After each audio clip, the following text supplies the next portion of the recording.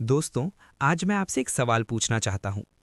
अगर मैं आपके सामने एक आदमी को खड़ा कर दूं और मैं आपसे कहूं कि इस आदमी ने दुनिया के 4 अरब यानी कि 400 करोड़ लोगों को खाना खिलाया है, इसने भूखमरी को खत्म कर दिया, तो आप क्या करेंगे? आप शायद उसके पैर छुएंगे, आप उसकी मूर्ति बनाएंगे। लेकिन अगर मैं कहूं कि इसी आदमी ने एक ऐसा जहर बनाया जिसने इंसानों को कॉकरोच की तरह मारा, जिसने हवा को जहर बना दिया, जिसके इन्वेंशंस की वजह से वर्ल्ड वॉर 1 लंबा खिंचा और होलोकॉस्ट मुमकिन हुआ, तब आप क्या करेंगे?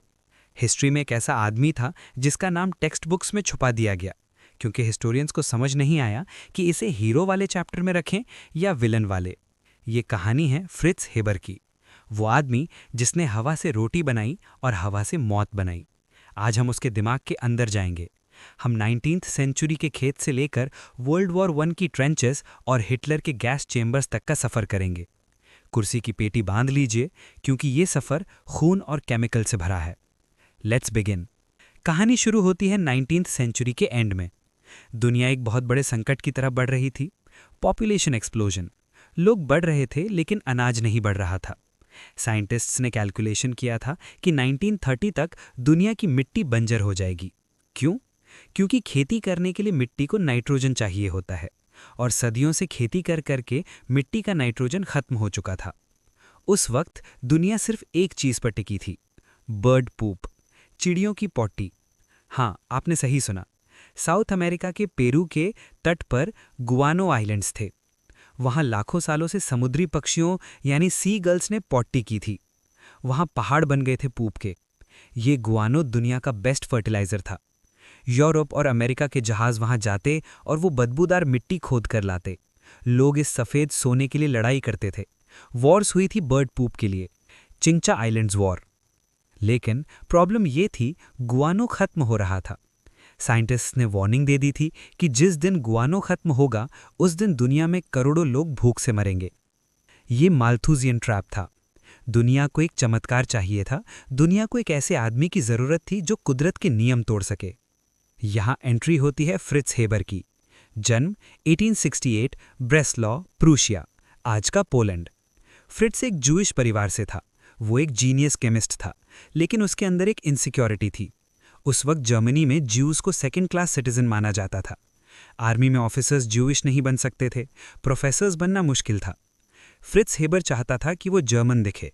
उसने अपना धर्म बदल लिया, क्रिश्चियनिटी अपना ली। वो जर्मन नेशनलिज्म का दीवाना था।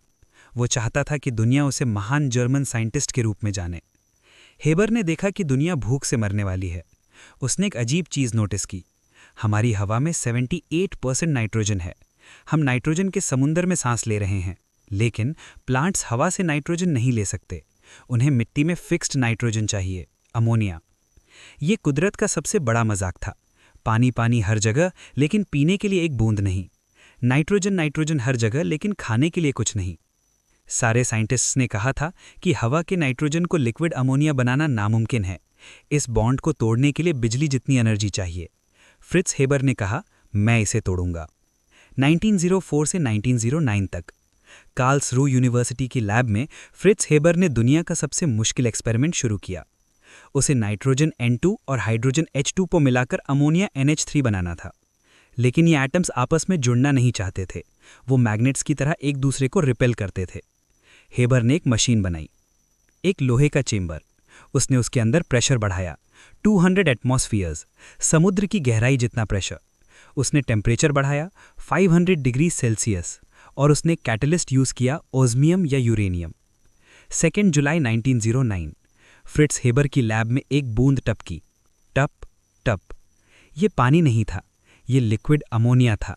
फ्रिट्ज हेबर ने हवा को पकड़कर उसे लिक्विड बना दिया था।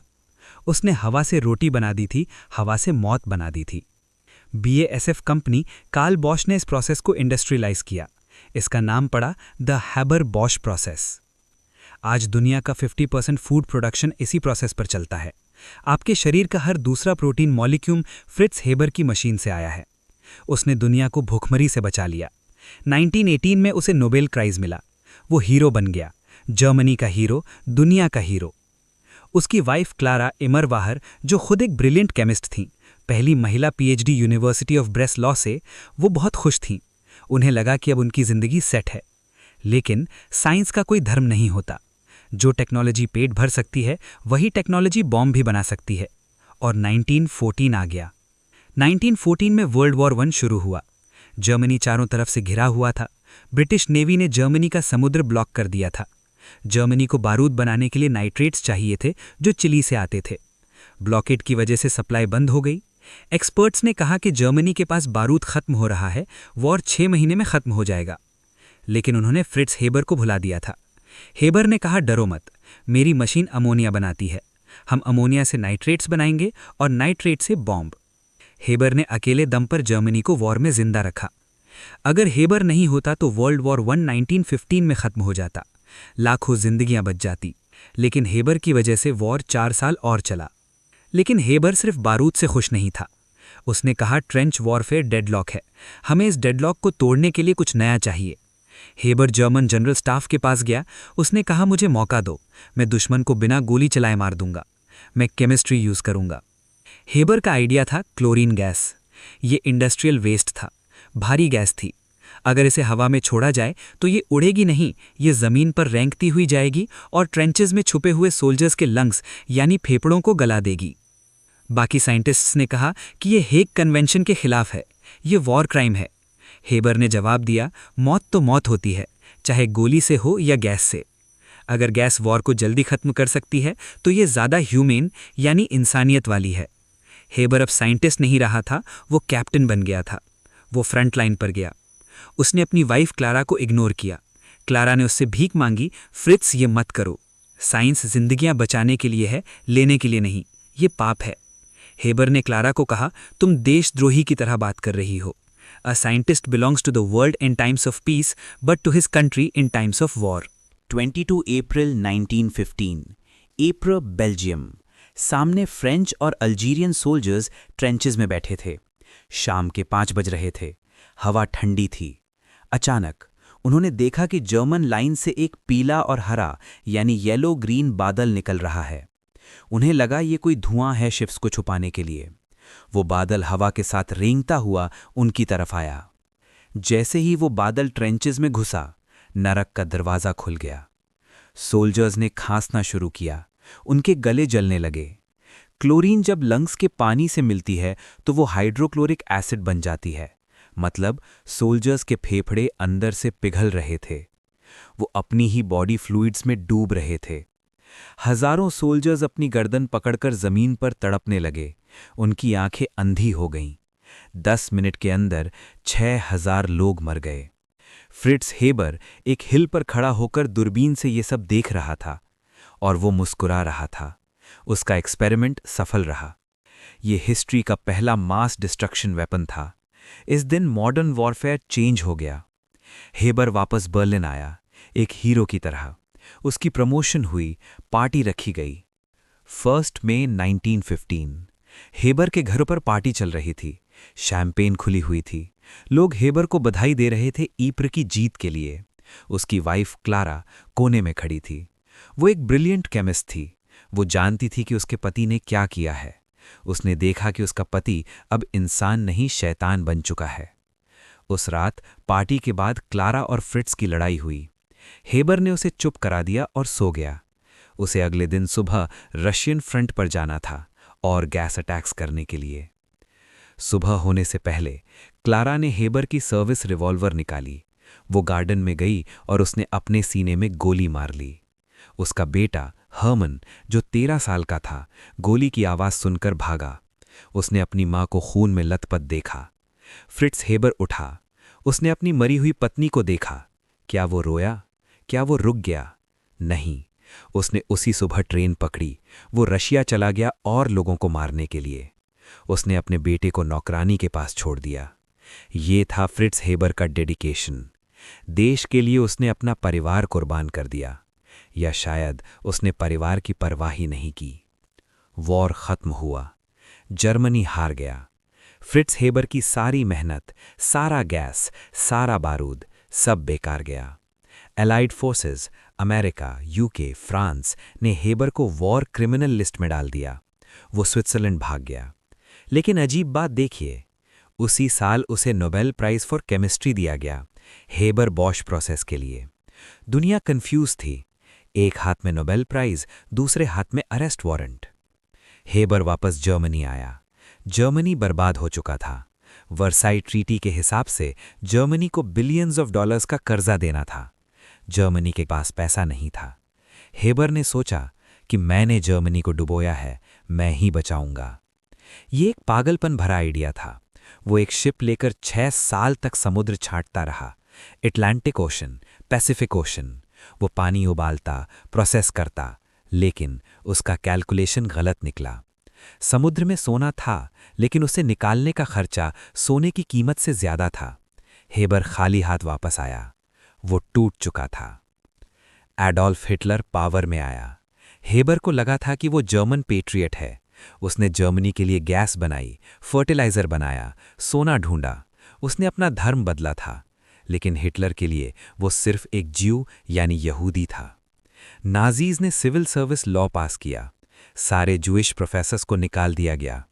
हेबर के इंस्टीट्यूट काइजर विल्हेम इंस्टीट्यूट पर नाजी झंडे लग गए। गेटमैन ने हेबर को रोक दिया। Jews are not allowed. सोचिए उस आदमी का दर्द, जिसने ईप्र में हजारों को मारा जर्मनी के लिए। आज वही जर्मनी उसे कूड़ा समझ रहा था। हेबर ने रिजाइन कर दिया। वो इंग्लैंड चला गया। वो अकेला था। क्लारा मर चुकी थी। देश ने धोखा दिया था। उसकी हेल्थ खराब हो गई। 1934 बेजल, स्विट्जरलैंड के एक होटल में फ्रिट्स हेबर की हार्ट अटैक से मौत हो गई। वो रोते हुए मरा। उसने कहा था, मैंने अपनी जिंदगी जर्मनी को दी और जर्मनी ने मुझे ठुकरा दिया। लेकिन कहानी यहाँ खत्म नहीं होती। ये कहानी का सबसे डरावना यानी हॉरिफिक पार्ट है। 1920s में हेबर की इंस्टीट्यूट ने एक पेस्टिसाइड यानी कीड़े मारने की दवाई बनाई थी। इसका नाम था ज़ाइक्लोन ए। ये साइनाइड गैस थी जो खेत में कीड़े मारती थी। इसमें एक सेंट डाली जाती थी ताकि इंसान को पता चल जाए कि ये जहर है। जब हिटलर ने हॉलोकॉस्ट शुरू किया तो नाजीज को एक फास्ट तरीका चाहिए था ज्यूस को मारने के लिए। उन्होंने हेबर की रिसर्च उठाई। उन्होंने ज़ाइक्लोन ए से वो वार्निंग स्मेल हटा दी और बनाया ज़ाइक्लोन बी। और ये गैस कहाँ यूज़ हुई? ऑशविट्स में, गैस चेम्बर्स में। हेबर के मरने के बाद उसकी अपनी बची हुई फैमिली, बहन, कजिन्स, रिश्तेदार, उन्हें कॉन्सेंट्रेशन कैंप्स में ले जाया गया और उन्हें उसी गैस से मारा गया जो हेबर के इंस्टीट्यूट ने बनाई थी।